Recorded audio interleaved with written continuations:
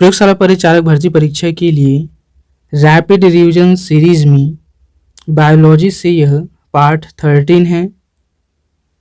Rapid revision की इस series में हम बायोलॉजी के प्रीवियस ईयर क्वेश्चंस का रैपिड रिवीजन करेंगे, क्विक रिवीजन करेंगे।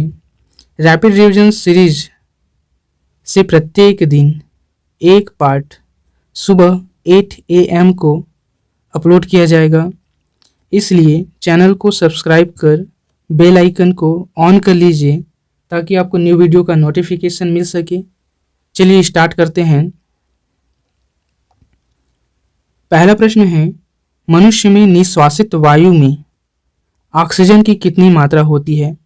निश्वासित वायु कहने का मतलब है यदि हम ए को एक मनुष्य माने, ए जब वायु ग्रहण करता है, श्वास लेता है और जब वायु ग्रहण करता है, ठीक है, अब जब ग्रहण करने के बाद उसी वायु को बाहर निकालता है, ठीक है, तब इसे निश्वासित वायु कहा जाता है। अब हमें बताना है इस निश्वासित वायु में ऑक्सीजन की कितनी मात्रा होती है?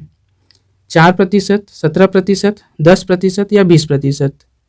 इसका आंसर है मनुष्य में निश्वासित वायु में ऑक्सीजन की मात्रा 17% होती है, ठीक है, ऑप्शन बी 17% होती है। अगला प्रश्न है, निम्नलिखित में से कौन सा जंतु श्वसन तो करता है, ठीक है, परंतु श्वसन अंग नहीं होता? ऐसा कौन सा जंतु है जो श्वसन करता है लेकिन उसके पास कोई श्वसन अंग नहीं है? कॉकरोच के पास, मेढक या टेडपोल लार्वा के पास या केंचुआ? उपयुक्त में से कोई नहीं। इसका आंसर है केंचुआ एक ऐसा जंतु है जिसके पास श्वसन अंग नहीं होता लेकिन फिर भी वह क्या करता है? श्वसन करता है। ऑप्शन सी केंचुआ। अगला प्रश्न देखते हैं, तिलचट्टे में श्वसन अंग है, तिलचट्टे का श्वसन अंग क्या है? फेफड़ा है, क्यूटिकल है, ट्रैकिया है या गिल्स है?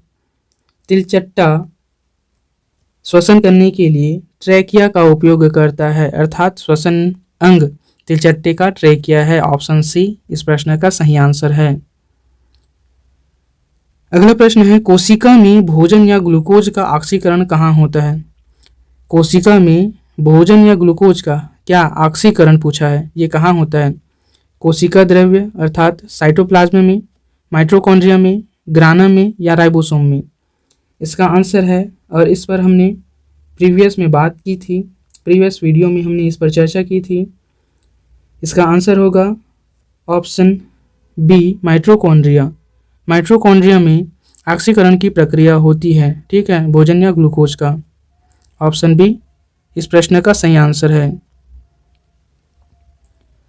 अगला प्रश्न देखते हैं, ग्लूकोज के एक अणु के, जो ग्लूकोज है उसके एक अणु के पूर्ण ऑक्सीकरण से कितने एटीपी अणु प्राप्त होते हैं? जब ग्लूकोज का एक अणु, ठीक है, ग्लूकोज का एक अणु जब टूटता है या ऑक्सीकरण होता है तब उससे कितने एटीपी अणु का निर्माण होता है, पूछा गया है।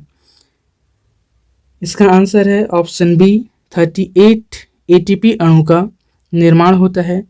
इस पर हमने प्रीवियस के पार्ट में बात की थी। अगला प्रश्न है, एटीपी संश्लेषण की क्रिया है, एटीपी जो संश्लेषण होता है इस क्रिया को क्या कहा जाता है? ऊष्मशोषी प्रक्रिया, एंडरगोनिक प्रोसेस, स्वतः जनित स्पॉन्टेनियस प्रोसेस, उत्क्रमणीय रिवर्सिबल प्रोसेस या ऊर्जा उन्मोची एक्सर्गोनिक प्रक्रिया? कौन सी प्रक्रिया होता है एटीपी के संश्लेषण में? इसका आंसर है ऊर्जा शोषी की प्रक्रिया होती है, एंडरगोनिक की प्रक्रिया होती है। ऑप्शन ए इस प्रश्न का सही आंसर है। अगला प्रश्न है, श्वसन में कार्बोहाइड्रेट निम्नलिखित में विखंडित हो जाता है, किसमें विखंडित होता है? दिए गए ऑप्शन है glucose, carbon dioxide and H2O अर्थात जल, या ऑक्सीजन और कार्बन डाइऑक्साइड या ग्लूकोज। अगर हम बात करें श्वसन में कार्बोहाइड्रेट, ये कार्बन डाइऑक्साइड और जल में विघटित होता है। ठीक है, किसमें विघटित होता है? कार्बन डाइऑक्साइड और जल में विघटित होता है। इस तरह इसका आंसर ऑप्शन बी हो जाएगा। अगला प्रश्न देखते हैं। श्वसन है, श्वसन क्या है? श्वसन एक अपचयन अर्थात कैटाबोलिक प्रक्रिया है। क्या प्रक्रिया है? अपचयन अर्थात कैटाबोलिक प्रक्रिया है। 1 ग्राम ग्लूकोज के पूर्ण ऑक्सीकरण से कितने एटीपी बनते हैं? कितने एटीपी बनते हैं? चलिए इसका आंसर आप कमेंट में कीजिए, क्योंकि ये प्रश्न हमने ऊपर किया हुआ है।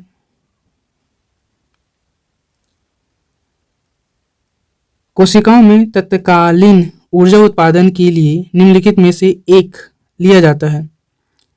कोशिकाओं में तत्कालीन ऊर्जा उत्पादन के लिए क्या लिया जाता है? प्रोटीन, विटामिन सी, सुक्रोज या ग्लूकोज? इसका आंसर है ऑप्शन डी। कोशिकाओं में तत्कालीन ऊर्जा उत्पादन के लिए ग्लूकोज लिया जाता है। ठीक है, ऑप्शन डी इस प्रश्न का सही आंसर है। नेक्स्ट क्वेश्चन है, मछली निम्नलिखित की सहायता से सांस लेती है। मछली का श्वसन अंग पूछा गया है। मछली गिल की सहायता से सांस लेती है। ऑप्शन सी, गिल की सहायता से क्या लेती है? ये सांस लेती है। अगला प्रश्न है, इनमें से किसमें ऊर्जा का उत्पादन होता है? श्वसन में, प्रकाश संश्लेषण में, रसारोहण में, इनमें से कोई नहीं। इस प्रश्न का आंसर होगा श्वसन में ऊर्जा का उत्पादन होता है। ठीक है, श्वसन की प्रक्रिया में ऊर्जा का उत्पादन होता है। अगला प्रश्न है, निम्नलिखित पादप अंगों में से कौन सा अंग श्वसन अंग है? पादप में कौन सा अंग है जो श्वसन का कार्य करता है? पूछा गया है। पादप में जो पत्ती होता है, पत्ती, ये श्वसन का कार्य करता है। ठीक है, लीफ जो होता है ये श्वसन का कार्य करता है। ठीक है, किसमें? पादप में। अगला प्रश्न देखते हैं, प्रकाश संश्लेषण किसमें होता है? प्रकाश संश्लेषण, इसका आंसर मुझे लगता है आप सभी को पता है। चलिए इसका आंसर आप हमें कमेंट में दीजिए।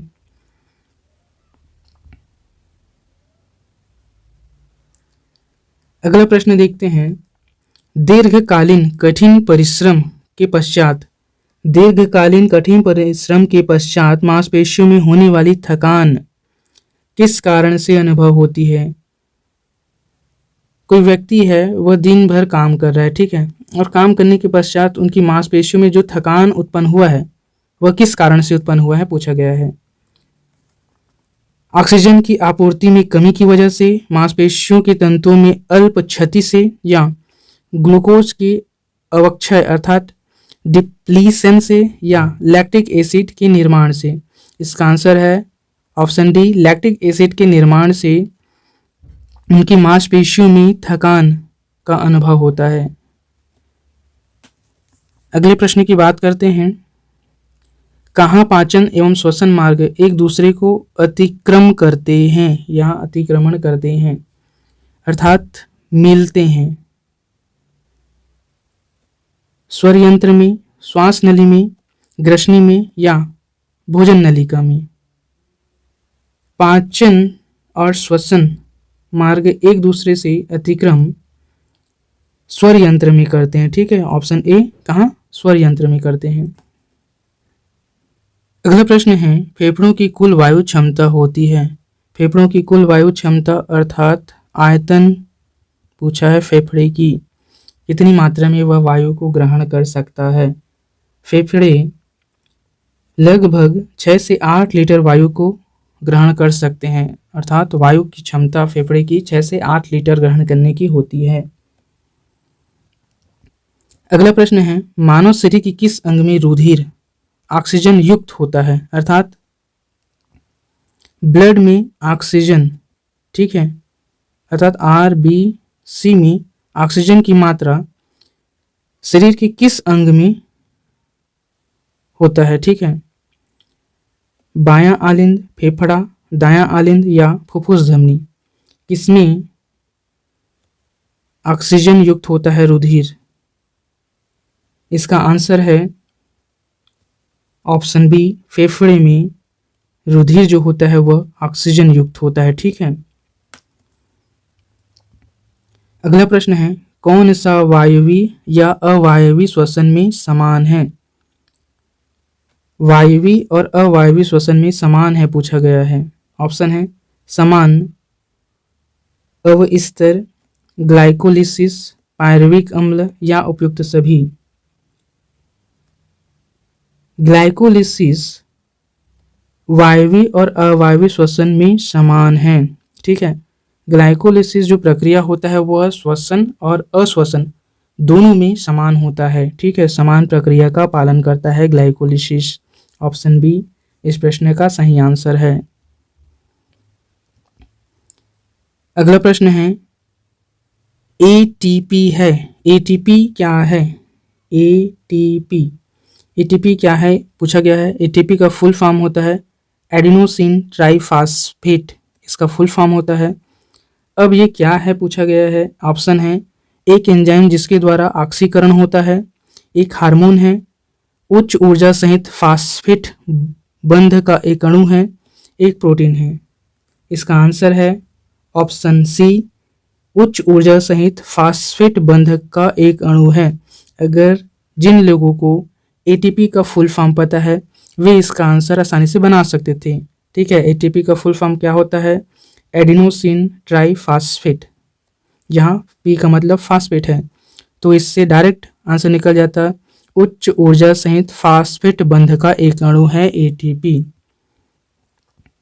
यदि आपका कोई क्वेश्चन है या कोई एडवाइस है तो हमें कमेंट में लिख भेजिए। आप हमें सपोर्ट करने के लिए चैनल को सब्सक्राइब कर शेयर कर दीजिए।